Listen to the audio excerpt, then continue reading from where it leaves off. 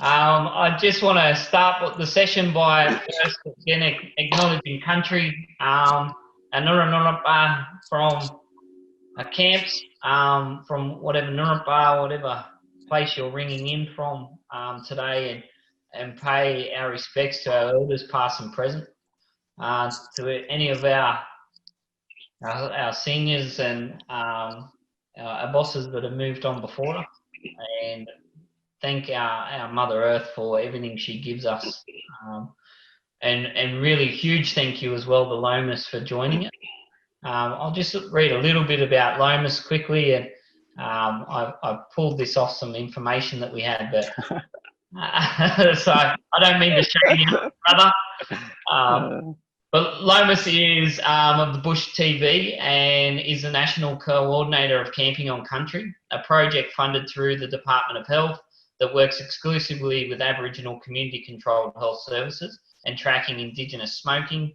According to Project Ambassador Ernie Dingo, Camping on Country is a remote men's movement designed to create powerful advocacy around closing the gap on remote men's health. Our network of men is growing as we camp on country and link men's group around remote Australia. Really important work, brother. Like massively important work that you guys are doing. Do you want to talk a little bit about it with us? Yeah, where would you like me to start? It's a funny one because it really is about our own journey and experiences, you know. So I grew up on a remote island called Mornington Island. It's the largest of the Wellesley Island group in the Gulf, Carpentaria, and you know, I lost a lot of friends growing up, and you know, so I sort of living our lives, you know, it's through my own because I'm getting to do so many things that you know, all my friends never got to experience. You know, going to school, finishing school, you know, getting married, having a job, moving away. All these experiences that I've had, a lot of my friends never got to, you know, even get past 16. So, you know, every time I go back to the island, and you know, one of the things my mum has always taught me is when I go home, is always go to the cemetery first, go and visit all your friends and family, and tell them about what you've been doing. And it's something I continue to do now, even when I'm traveling across Australia. You know, I'll go to a community and stop in for 5 minutes, and you know, it doesn't sound like much, but when the community sees a strange face at the cemetery, it brings out the curiosity. You know, who's this person? What are they doing on our country? And yeah, it's just something that I've used every time I work now, I suppose. But yeah, it is really about our own journey and linking up with other people who are, you know, who are struggling as well. And we've found our ways of coping with it, and learning to share those coping strategies with other men. And you know, we're finding now that you know, there are a lot of people who are doing the same thing, but then there's a lot of people who've even gone to the next step to learn about other therapeutic practices that you know, incorporate that in their own life. Simple things: mindfulness, reading, narrative therapy, music, you know, all different things. And but one of the common threads, I suppose, is connecting the country. So that's why, you know, camping in country, I think, works so well. 100%. Do you find that connecting the country and just being on country, and as you said, utilising simple things that people may now call narrative therapy, or that we call, you know, bungle or corroboree, or you know, and again in the last session you may have caught people talking about making clapsticks and being mindful as they're in that process. Do you find that's the key, a really key component of the program? Yeah, well, I think there's for a lot of people who, well, the target group that we work in with in the communities understand being respectful in someone's country. And so when we are doing camps, you know, sometimes we, you know, we'll have people from different clan groups that are coming in that have, you know, have historical ties to that land, or married into that land. So they know straight away that when they're walking on someone's country, the respect is always, it's right there at the forefront of how they engage as well. So, being on country allows the mind to settle quite easily, because when we're fishing, everyone knows they've got to be quiet. They're looking for signs, the tide. They're looking for the flowers that are blooming. They know what fish are running this time of the year. Those skills, they never get to use in town, because we're always distracted by something. So one of the reasons why having our camps in remote locations where we don't have access to, mobile phones, we don't have access to computers, for a reason, and that is to, allow that time to be still, allow that time to reflect, allow that time to care for yourself and care for the people around you. Wow. Just hearing you talk about it settles me. And I know when I sit on country, because I'm naturally a pretty hypo person, but I definitely get taken back there. And as you said, when people are fishing and everyone knows the process, everyone knows what needs to happen, and that respect that happens is almost, well, it's definitely unspoken, but you feel the energy just shift, don't you? And change within people. Well, in the last session, I caught a little bit about conversations around facilitators have become a part of the group, I suppose, and not seen as facilitators because they're sharing their own journey. And what is really visible with camping on country and understanding how we relate to each other on out bush is the natural roles, because everyone knows that someone's got to get firewood, someone's got to hunt, the billy's got to be boiled. So everyone who's got a skill, they become the natural leaders. They take on those natural roles, and the ones who aren't so sure, they follow and they learn and they watch. So different ways of tying a hook, different ways of making spears, where to find water, they just come into play. And the other thing that's really significant is young people then start serving the older people on camps. It just naturally occurs. They know that the old people are sitting down, someone's going to make them tea, someone's going to get food for them. And we find that, you don't even have to say who's going to do that, because the cultural roles come into play as well. That's my bungee, and they do this for me. That's my grandfather, I do this for them, and it just operates on its own. So when people look at, what's your structure? Well, our structure is, we know there are certain things that we want to introduce or strengthen within in the conversations and camps, but other than that, how the camps evolve is up to the men, and that's something we have conversations about right at the very beginning. Where this leads you, what you want to get out of it is up to you. Do you find, because I know exactly what you're talking about, I spend a lot of time on country. Do you find, and I've got a couple of questions that, if that's all right, but number one, do you find the ego washes away and that enables people to be within their spirit a lot more? And number two, do you find when you're away from the pressures of job roles and father or brother or uncle, and even though we've got kinship and obligation within those roles, it makes it so much easier to wrestle with things, but also for the natural process to kind of take place. So I guess what I'm trying to say is, when you wash away or get rid of all the extra hats you need to wear when you're in a job position or what have you, when you're just sitting on country, do you find it easy to have open, honest conversation that enables us to heal and move forward? That's probably a better way of putting it. Yeah, well, I think when you present on country, you present as a man. nothing else, you know. So as a brother or a father or an uncle or a grandfather, the caring role comes into play. And so, you know, when we're on country, I know I'm now responsible for this person, this person, this person. Those people are responsible for me. And uh, like I said, it just comes very, very naturally for the men in that context out on country. So our challenge is always to the guys, how do we replicate the bond that we have here when you go back into community?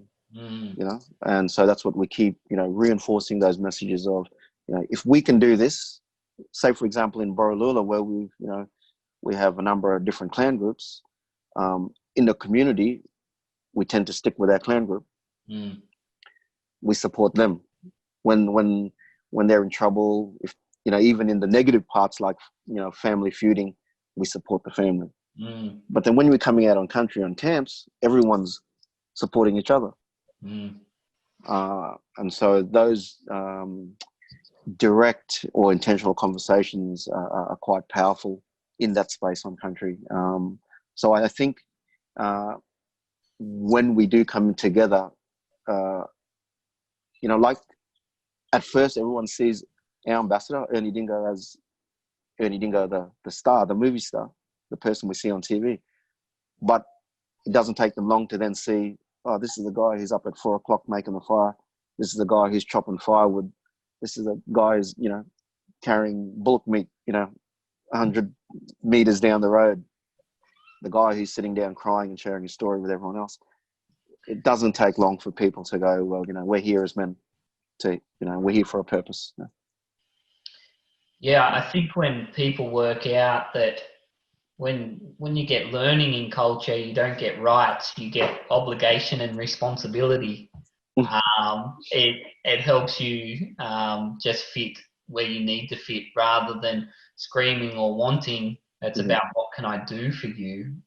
It just releases you of so much, and that's such a powerful imagery because, as you said, you know, Uncle Ernie there is so well, you know, so renowned and so known. And what a powerful thing for those young fellas to see this older man who they're chopping firewood and making cups of tea and you know, setting the example.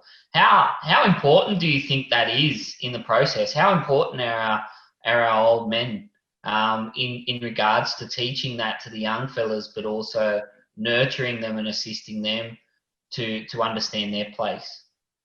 Yeah, I think, you know, like if we look at positions of power, I suppose, in a Western context, in our remote communities, we have a lot of elected leaders within, you know, organizations, but traditionally they do not have the role to speak for people, you know, for their clan groups. So a lot of our TOs aren't even invited to the table to have those discussions. Back on country, it's a different story, because if you want to walk from this country to that country, who sings the song lines to take you there? The old men do that, you know. I got to see that a lot in my growing up, but more recently in Borroloola, one of the first camps we did was around recording the song lines for the lawmen there, because they knew themselves that if we don't record or teach the songs, then it will be lost. And when you look at the age group of a lot of those songmen, you know, we're getting up into the, you know, early 80s, mid 80s. So they recognize themselves that we wanted to record our songs. So to walk with them, and a really funny story, I need to share this with you, is we'd been going for a while filming the songs for them, you know, a good 45 minutes to half an hour, to an hour. And one of the guys said, oh, we'll stop here. And he was like, oh yeah, that's good, you know. And then he goes, no, we just have a cup of tea, because we only sung about 12 kilometers. We got another 120 kilometers to go. But that's how much knowledge is in the country, you know. And I remember them stopping and having a conversation and having to go back to the song, because in their minds they knew they'd gone the wrong way, so they had to come back. re-sing the song to then take them to where they needed to go out in the scrub. It was an amazing thing to see. So yeah, in regards to that, I think the knowledge that's been suppressed for such a long time, and the knowledge that they really want to share, is up to us to, to make ourselves open to that and say, this is what we want. Because if the old men keep knocking at the door and we keep, we don't listen to the knocks, soon we won't get the knocks on the door anymore, and our opportunity is lost. Well, the old men won't be there, will they? They'll be gone. Yep, they'll be gone. And not to downplay the stolen generation, but that was such a huge impact because we lost so much culture. But if those old men move and they're gone, it's gone for good then. I love that yarn where they're like, have a quick cuppa, but we got a long time to go yet. Yeah. And that's such an amazing thing. And as you said, the fact that they can sing country and know that rock and that mountain and that river and that waterway or what have you so intimately is amazing. Well, I remember when it happened specifically because in my mind I was thinking, someone's punched in the wrong GPS coordinates, and so they had to re-punch it in to go again, and that's exactly what I was thinking was going. Yeah, it was pretty amazing to be a part of. Yeah. And to see men that are 80, 90, and that GPS is there, whereas we don't exercise that the same way them old men had to growing up. Yeah. And wow, what an opportunity to learn. I guess for me, I wonder, what do you think the success has been? What is the kind of the grounding kind of thing that really makes camping on country so powerful and so successful at the moment? That's a really hard question to answer, but because and I use the language, I try and use the language, be mindful of my language around it, because it is a movement. I don't see it as a program. I think it started out talking about it being a program because every camp has been different, like that first camp of culture and law being the glue to it. But then there was so many other things that branched off, like we knew that if we concentrated on that, the old men were saying they wanted to teach younger men. So we had to think about the different age groups. And then we had fathers in Borroloola bringing out a 3-year-old boy, and then another one with a baby. So we then realized that, fathers want to be a part of it as well, and they want their children on country. And then there were so many things that kept coming up and going, well, every camp isn't going to be the same. Every camp is going to be different. To Kununurra, where they invited the inspector of the Kimberleys to come. And again, that was like, where did this come from? But they knew that they wanted a positive relationship with police. That was another.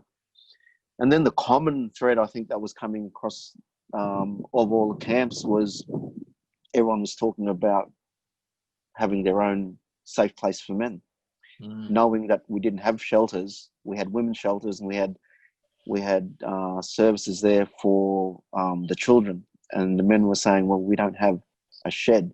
So we then realized that the camping of getting them back on country to be strong again, maybe that's the shed for them, is to keep coming back on country and to be able to, have those memories of, oh yeah, remember the camp we had last week? Why aren't we doing, let's do another one this week? And Hopewell was an example where we ran a camp, with the men there, and then they just took off and just started doing their own camps, and just calling up now and just telling us what they've been doing. So I think, yeah, I don't know. I think the success, obviously, for me anyway, was we were quite we were clever without thinking we were clever, but I think it was really good that a lot of our staff were chosen from the camps. Yep. Well, chosen as in they chose themselves. Yeah. You know, they stood up as young men. They stood up and cried. They stood up and shared their story. They stood up and said that they wanted change. And so it was those men in all the different camps that, you know, I was talked to Ernie and Tom about it and said, you know, we've got these guys to this level now. How do we then get them to the next level? And what we then decided was then, well, we need to employ them. And then we started employing people, and every community we'd run into another young guy, and then we have another young leader that we're, you know, identifying themselves with their own strengths. So from there, we you know, we started talking about setting up our own northern, unofficial sort of northern regional, you know, men's response group, because we just kept finding all these young guys and then linking them up. And, you know, now with things like, you know, Messenger and you know, social media, we're now being able to have conversation with these guys daily where they're, you know, saying, this is what we're doing in our community, this is what I'm struggling with. So I think that was the power in a lot of it, because as we know, a lot of our services only work 8 to 4 or 9 to 5. There's a high turnover in our remote communities of men or people working in that space. So saying to guys, you know, well, in the absence of that, how do we then step up, and how do we then help our guys? So one of the ways we did it was supporting in Kununurra was supporting the Warringah Crows Aussie Rules team, because a lot of those guys came out in our camps. We understood that they were a captive audience already. Instead of struggling to set up another group in town, we already had them together. So how do we then keep supporting them? The challenge then obviously became, is there other teams of other Aboriginal men playing for other footy teams? So then we started talking about, you know, well, maybe we need a leadership group from each team where we all come together to talk about how do we support men if they're going to or if they're going towards the courts, or because within the Western Australian rules code of conduct, I think if there were someone charged with domestic violence, and they would be, you know, banned for a number of games or something like that.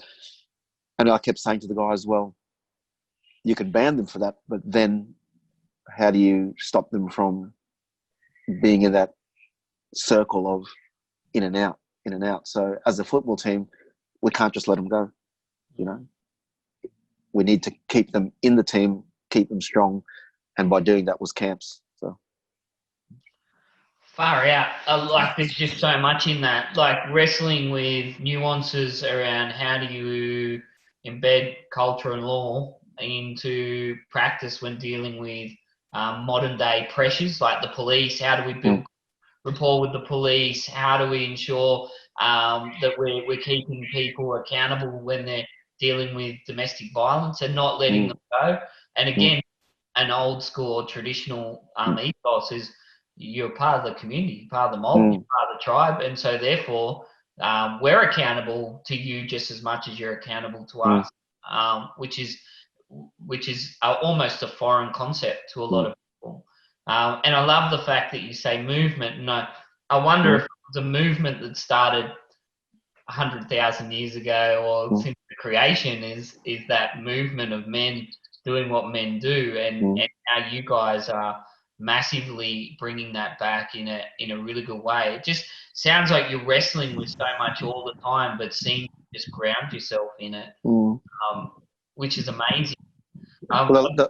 Sorry, go. Yeah, I was just saying, like the language around a program, the way I understand it, is a start and a finish. And I didn't want people to think it's a program, because they know programs come and go in their community. Yeah. You know, they know that happens all the time. So I really wanted to steer away from the language and go, you know, it's a movement that's getting stronger, you know, and to be able to explain it in a way that people understand, because, you know, the cyclone can stay at a category 1, or it can go up to a 4 or a 5, you know. Yeah. In life, just in general, that's the way things happen. And you know, we can get a high tide that can then come up depending on what's happening, you know, with the weather system. And I wanted guys to understand that. So it was really important for, you know, all of us to be mindful that where we want to come in and help them strengthen their decision making, because we all go away, you know. We go home to our families and we go home to our communities. They stay in their communities, you know. Yeah. Wow. I've got millions of questions, but I don't want to hog the floor because I'm already eating mine. I just go through a couple of comments. Stuart Torres here has said, Lomas said stories opened my eyes to the meaning of country. They've heard it before, but it was like they're singing cultural songs, a bit like singing us along with Slim Dusty, but they're getting the understanding of what a songline is, and that it's a map of our country, and it's a map of every single aspect of our country, and you know, that creation. So that's amazing. Greg has said it's a great way for contacting new leaders and how to grow our own new leaders, and Warren's agreed with that, talking about that for a couple of years it would be good to get some sort of support of this to happen. I think one of the beautiful aspects of it is, as you said, you're giving those young men the skills they need to navigate their world, because you go home, you go back to your country, and those men are actually as skilled on a level to be able to start carrying some of their stuff forward as well. Can I open it to the floor? Does anyone have any questions for Lomas in regards to what's on country, or just anything at all? I can't guarantee you'll answer, but you can ask a question. Yeah, I've got. I haven't really got a question. I'm just trying to support what Greg was saying, and probably what Lomas was saying as well about a place for men. We've been talking about that for a couple of years now. My name's Warren from Tackling Indigenous Men's Service in Darwin, and it is, you know, we all talk about when a domestic violence stuff happened, they remove the children and all the women out of the house, and the bloke stays there. And it's because he's got nowhere else to go. If he had somewhere else to go, then you've got the women and children staying in a house in a I suppose a stable area. So that would be something good for this group. I don't know how you do it, but push that and start talking about that a bit more, so that you know, domestic violence is a big thing within our society, and so that'd be one thing, to remove people for their safety, but also then they can get into the men's group through that process. One of the other things is that our funding body, we've had a whole bunch of people, pretty much the same people for a while, coming to our program, but this year the funding provider said, "Oh, can you get new people?" We do get new people all the time, but we've got a staying group that always come. So they were saying, they were looking at it, you're supposed to move things through your program. You know, people just come in your program, have 6 weeks, and they're out the other side and gone. But these guys, they're not. They've been through their program before. They're at a stage in their life where they want to come to somewhere, sit down with a whole bunch of men and talk about men's issues. And it makes them feel good that they're heard and everything like that, and it keeps a good mental health. And that's where we're looking around now for, okay, we've got to put more focus on all the new people, but also we do a pickup as well. So we're trying to look at who's going to help us pick up all our old clients or participants. So that's a bit of a stuff we're working through. And that's, but yeah, no, it's good. And I like what Lomas said about program. You know, I don't feel like this is a program either. You know, it's really, it is like a movement.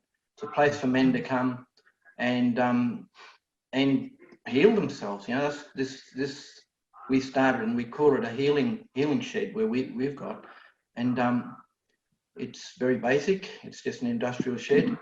Got an office part at the front, and all the rest is just, it's not air conditioned. We live in Darwin. It's, you know, really stinking hot in the wet season. But it's more like a movement, and it needs places like this. And when the people come here, we talk about a lot of different things that keep people engaged. And the topics, we're not talking about, you know, I use alcohol and drugs as an example. We're not talking about how much alcohol you can drink and you can still drive. You know, we'd like to believe we talk a little bit under that. How much alcohol you drink, or how does that alcohol affect your family? How does it affect your community? So we're going more deeper, and we talk in a yarning circle. So we're going back to that 60,000 years of how men used to sit down and solve their problems. And what we do is everyone get a chance to have their say on that. So it's not, you know, 2 or 3 people having their say all the time. So just having that process of people being listened and they can talk is a really is a real powerful one, and they really enjoy that. They come back every time. We hear good raps from the organisations they come from. We get general men from the community that comes here, but we also get people coming through rehab centres. People, you know, a lot of ex-prisoners, young men. But when they come in here, they sit down, you know, just really respectful you. They have put up rules and regulations themselves about how they're going to be and be respectful to each other when they sit around our table. And so that's what we do. We talk about those rules that they put up over the last couple of years, and it's really teaching them about respect, so they know what respect is. And actually, we almost have a 15-20 minute session on what is respect. What does it look like in our circle? And one of the examples is that, okay, respect is, you can sit in the circle here now, you can get up and you go toilet, you go make a cup of coffee over there, you can hear us. You start walking outside and having a cigarette, or going out the front and getting on your phone, you're starting to go into disrespectful situations. So telling them something that basic, it's a real good thing, so they know then where the boundaries are. So that's not just, you know, it's but also the other part is that if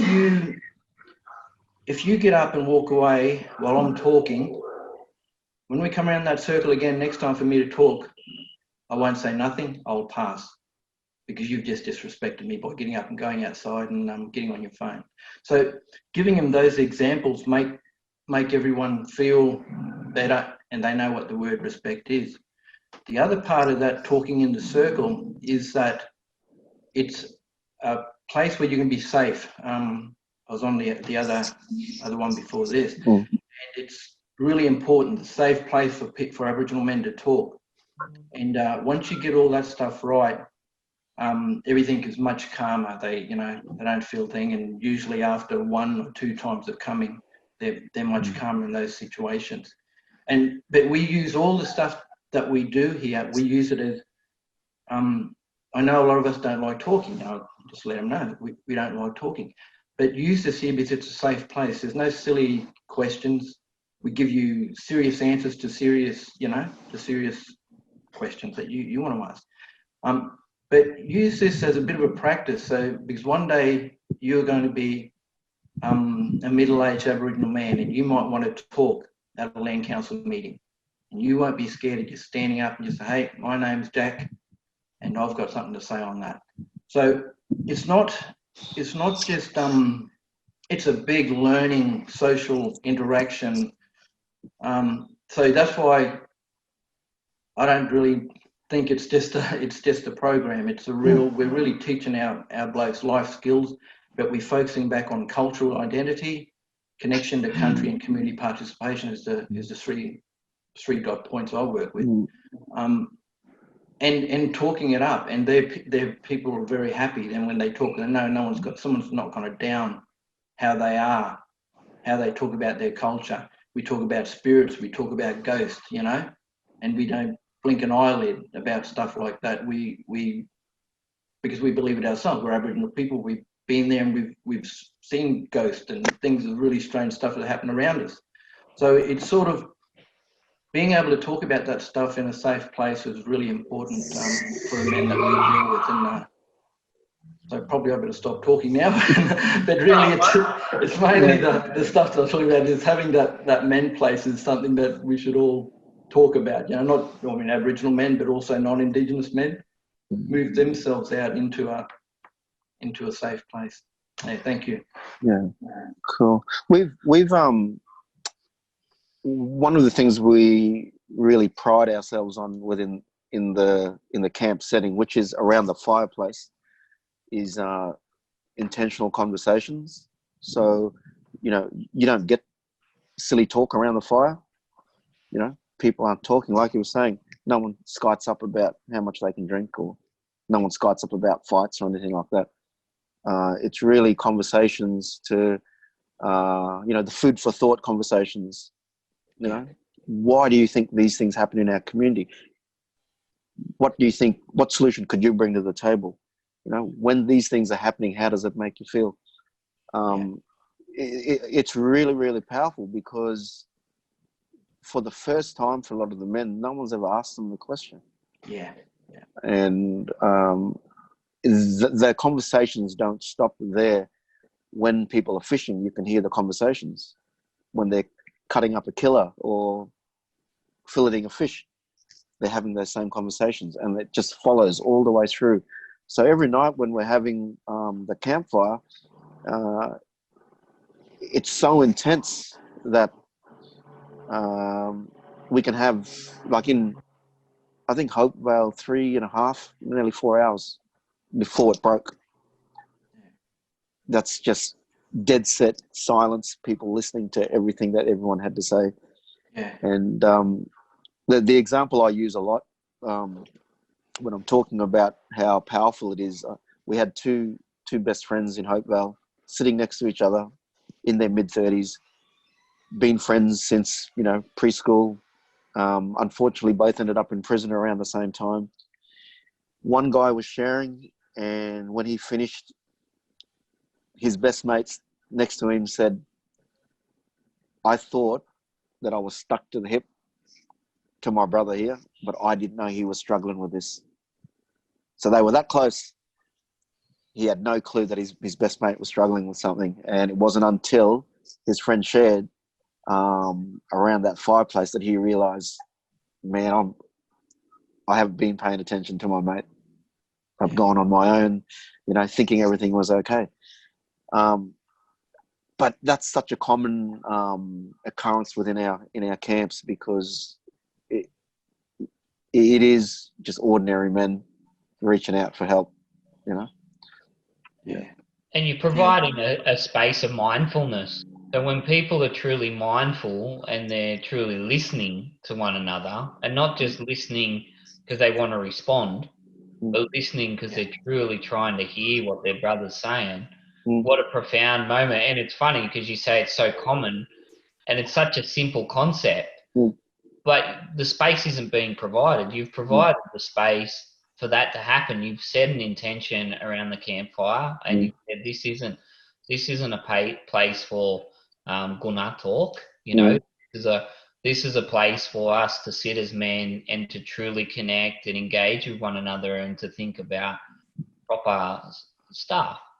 Do you think that's a huge component of why the men are connecting so deeply? And sorry. Yeah, well, I think if you look at services in general, and again, a lot of it's really not to do with. Some of it can be with individuals within those services, but the services that are in our communities just aren't set up to do what they need to do because of those things, like high turnover of staff, fly in, fly out services, 8 to 4. There hasn't been any change with the community. So if there's issues happening within the community, most of the time, the only people that are able to respond is usually police, the ambulance, if they've got one, and the hospital. They're usually the only ones that are able to be a part of connecting, but usually it's a really stressful time or a really sad time when they're doing that. So where do the men go? And I've been in communities where we've had men who are struggling and talking about self-harm. The only place they've been able to go is in the watch house. They get locked up, and then on top of that, there's then a struggle, then there's an assault, then there's a serious assault. Someone gets pepper sprayed, someone gets handcuffed. There's more trauma to that person, more trauma to the families, and then instead of the flying doctor coming in, it's the police plane coming in. And then they get shipped out, and before you know it, they're before a judge who says, "I've seen you here before. I've had enough," and you're in the watch house for 5 years. It doesn't help anyone, So I think the thinking around the fire is look how strong we can become in this short space of time. Look at how we can support each other. Yes, we've got services, but when they're not there for us, how do we then get strong enough to be able to grab someone and go, "We're going bush"? Yeah. But if they don't have a place to go to, where do they go? So sorry, I just needed to make this point because you're right, brother. Go. One of the things that we work really hard with Bush TV is the interviews that we capture or the stories that we capture, we then take back to the men and say that you want water here on this block of land. This is the information now that we want to use to then get water to the blocks so that the men have got somewhere to stay. If it's things like, chainsaws for firewood, if it's, fuel money to get, the Aussie Rules team and the guys out on country, that information is really important for us to capture so that they can then say, this is what we want it for. And one of the common things, which I was saying before, is men going, we don't have a men's shed. We don't have a place of safety to go to.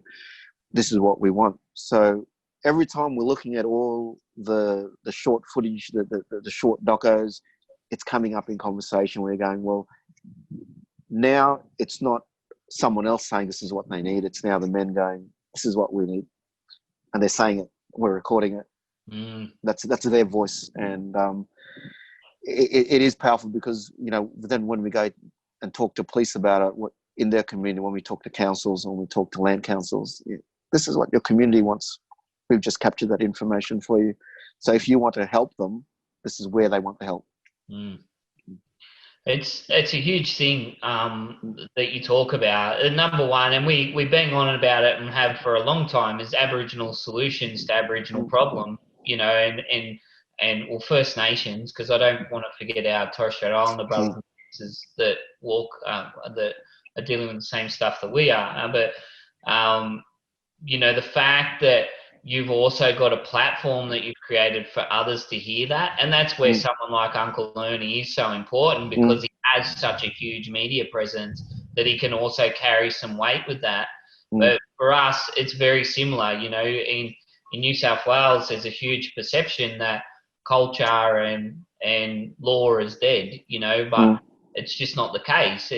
But what we've done is exactly what you're talking about. We stopped relying on government. We stopped relying on other services that aren't there for our people. And we started to create our own networks. And we, for us, we actually, we buy our land back, which sounds really stupid, but we had no places to do culture, and so we get together, we pool our money, and then we purchase our land back. And then pay fees, which basically creates more money to buy our land back. So we have a space. And I think a really important part of what you're saying is a men's space doesn't have to be a shed. It doesn't have to be a physical dwelling. It can be in the very place we've done it for hundreds of thousands of years, which is around a campfire. You know? And I really feel that a huge part of the success is sitting on country, you know, and letting Mother heal us whilst we're talking about some of the deeper issues as well. I absolutely love it. Warren's just jumped in as well and said, yes, Stuart, we're using that line at the moment. We're also reaching out to other organisations to provide the transport, as some of these guys have disabilities that are a barrier. 100%. Our elders, how do we get them out there? You know, how do we transport those old men out to country as well? It's a great point, Warren. Does anyone else want to open up anything? We've kind of got 13 minutes left with Lomas to pick his brain a little bit, but also to connect. Is there anything else anyone's kind of really moved to say? Glenn. Hey Stu, I'll go if that's okay. Hey Lomas, great to see you again. It's awesome work you guys. Obviously, you know, you're reaching all these different remote communities, and there's many more to go and much work to do.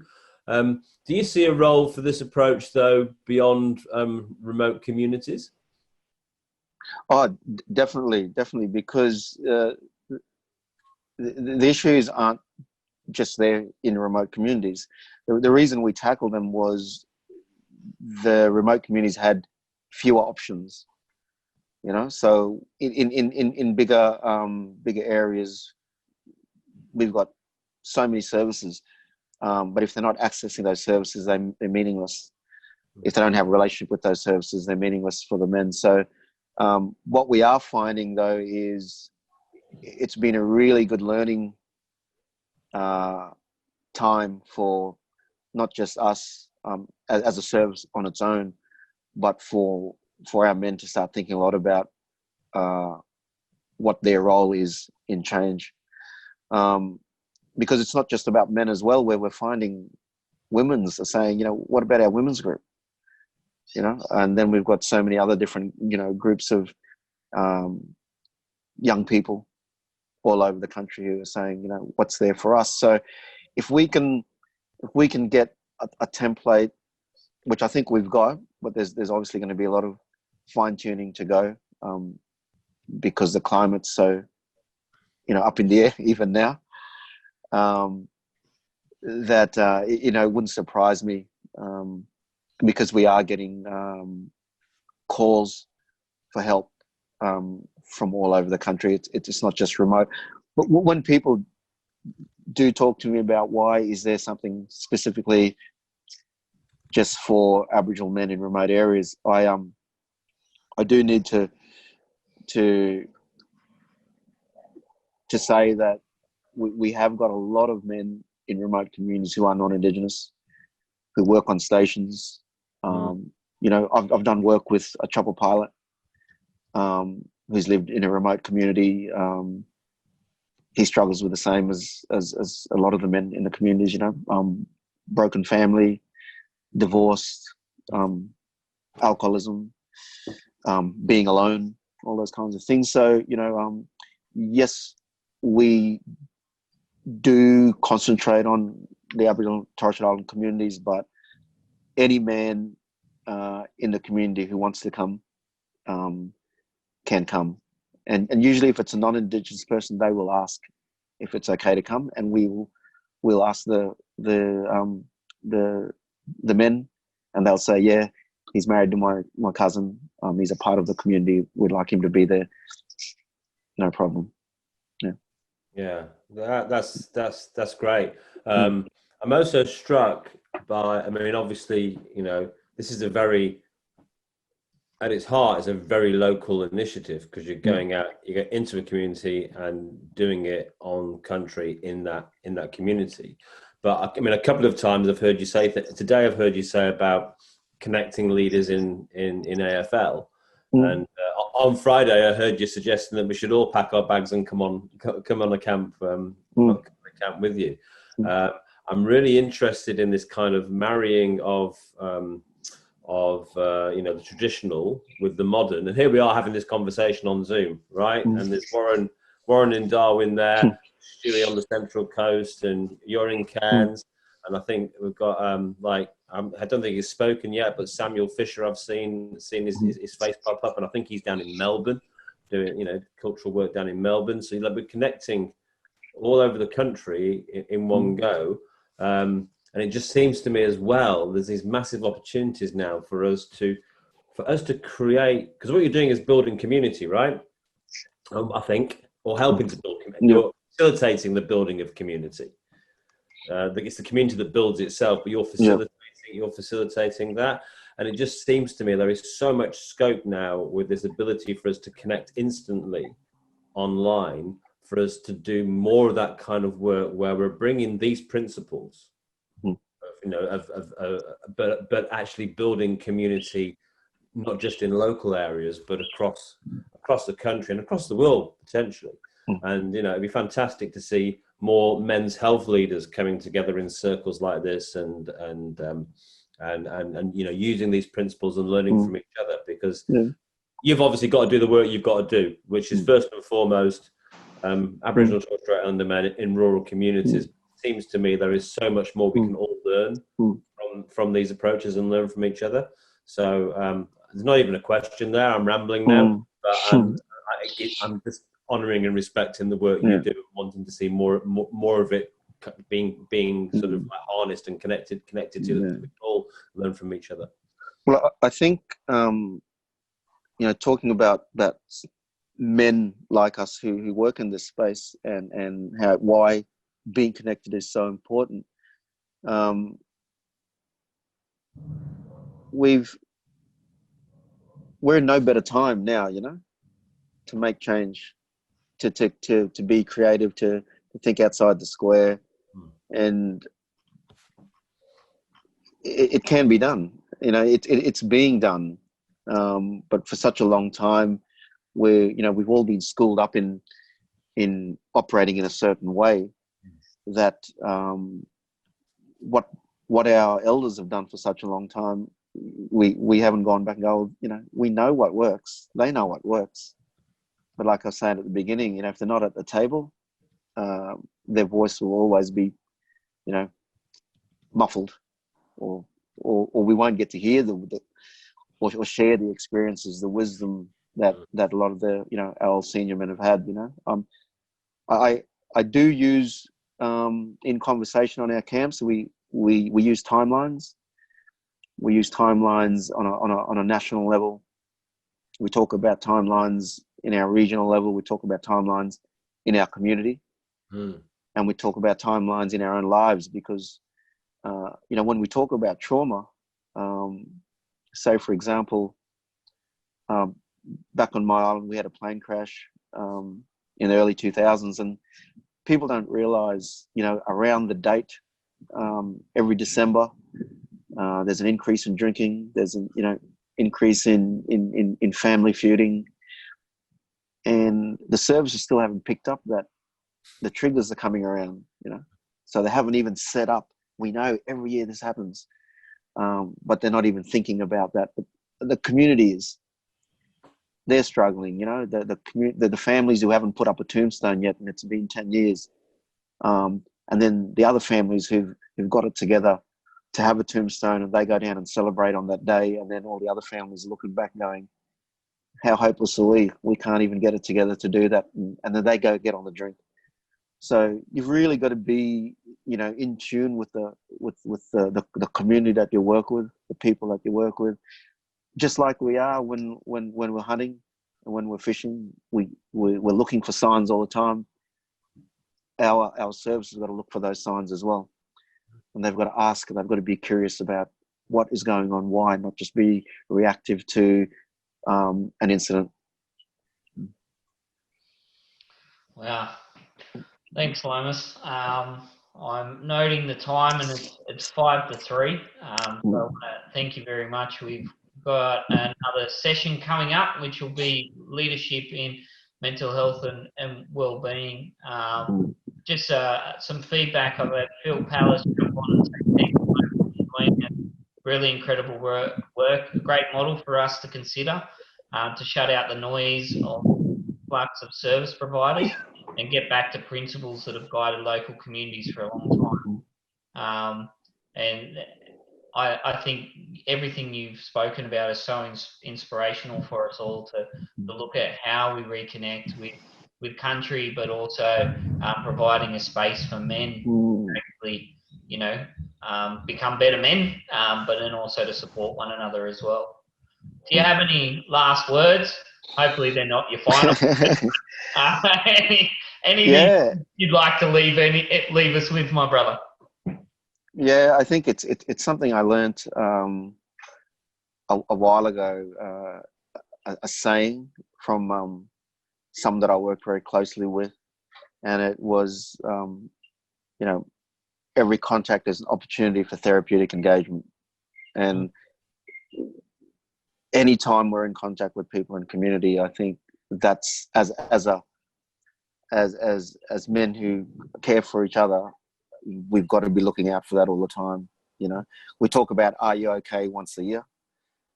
We do those things once a year. With our community, we need to be taking every opportunity, because the window is so little where someone will ask for help, and if we lose that opportunity, we may have lost that opportunity forever. So I think I'd sort of like to close up by just saying that now I know how many people across the country are working in this space, because like I said the other day, coming into this, it was like it's us on our own, trying to fix something that we don't know how we're going to fix, but we're having a crack at it. But now, I can see, names and faces popping up and going, wow, look at all these people. That's who I want to connect our community with, so they know that there's a whole heap of people out there, men and women, who are out there ready to go. So we can continue the movement together. That's it. Love it. Yeah. Thank you so much for joining us, brother. We really appreciate it. If you've got time, please feel free to hang around. Completely understand if you've got stuff to move on to. But look, I feel in my belly so happy that I've been able to connect with you today and learn so much, and I'm sure everyone is feeling the same as well. So if you can put your hands together, I'm sure there's a little clap button down there for. There we go. Look, they're all popping up everywhere. But thank you so much again.